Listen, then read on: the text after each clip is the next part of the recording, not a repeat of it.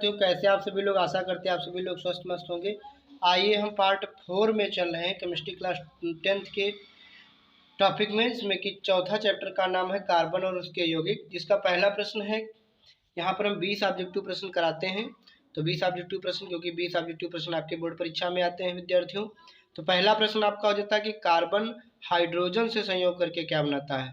Carbon जब hydrogen से संयोग करता है तो क्या बनाता है। तो यहाँ पर हाइड्रोकार्बन बनाएगा। आइए चेक करते हैं। तो यहाँ पर जो है यह करेक्ट आंसर होता हुआ हाइड्रोकार्बन बनेगा जब कार्बन और हाइड्रोजन जुड़ेगा। ईथेन में कितने सहसंयोजक आबंध होते हैं। ईथेन में कितने सहसंयोजक आबंध होते हैं। तो ईथेन या कह लीजिए या एथेन कह लीजिए, ठीक।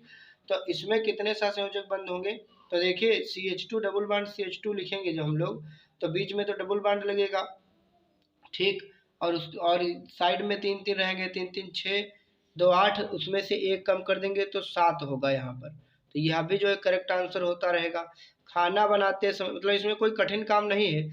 इसमें यह है कि आप जो है जितना भी हो, जितने सिंगल बॉन्ड हो सब गिन लीजिए और सभी सिंगल बॉन्ड में से एक घटा दीजिए, उतने ही होंगे।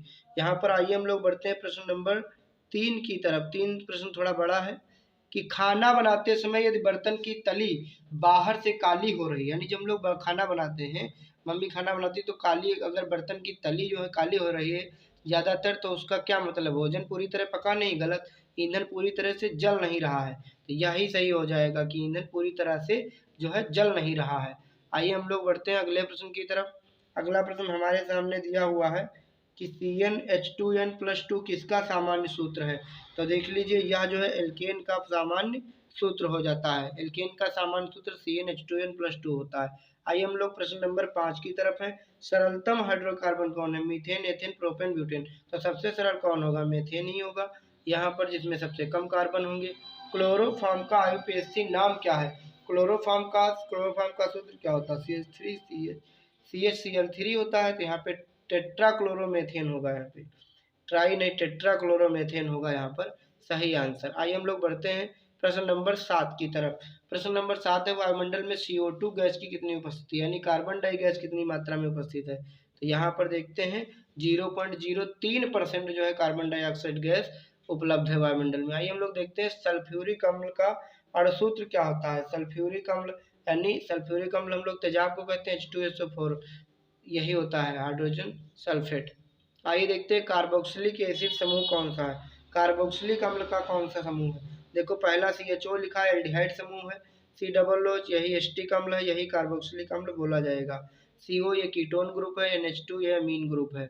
आइए हम देखते हैं एथिलीन में कार्बन कार्बन के बीच 2 आबंध मौजूद हैं, जिनमें दोनों सिग्मा बंध है, दोनों पाई बंध है, एक सिग्मा एक पाई बंध। जब भी डबल बॉन्ड होते हैं तो उसमें एक सिग्मा एक पाई बॉन्ड होता है। एक मिनट, अच्छा एथोलिन लिखा। एथोलिन में दोनों कार्बन कार्बन के बीच 2 आबंध मौजूद है, लेकिन जिनमें दोनों सिग्मा आबंध है। चलिए आइए हम लोग बढ़ते हैं अगले प्रश्न। तोथा यानी कि तूतिया का रासायनिक सूत्र क्या है, यहाँ पर देखते हैं। तो नीला तोथा यानी तूतिया का रासायनिक सूत्र यहाँ पर क्या होगा। तो CuSO4 इंटू यहाँ पर जो है 5H2 हो जाएगा। आइए हम लोग बढ़ते हैं अगले प्रश्न की तरफ। नाइट्रोजन अणु में कितने सहसंयोजक बंध होते हैं। नाइट्रोजन अणु में कितने सहसंयोजक बंध होते हैं यहाँ पर। तो नाइट्रोजन अणु में 3 सहसंयोजक बंध होते हैं। नाइट्रोजन का अणु, अच्छा N बनता है, N में कितनी वैलेंसी फ्री होती है, 3। संगमरमर का रासायनिक सूत्र क्या होगा। संगमरमर हो, चूना पत्थर हो, खड़िया हो, सबका रासायनिक सूत्र CaCO3 होता है, कैल्शियम कार्बोनेट। चीनी का रासायनिक सूत्र क्या होगा। चीनी का रासायनिक सूत्र C12H22O11 होगा। यहाँ पे ये जो है मिथिल, इसको क्या बोल सकते हैं हम लोग, मिथिल है, ये एल्डिहाइड है, ठीक। तो इसको जो है एस्टल्डिहाइड बोलेंगे।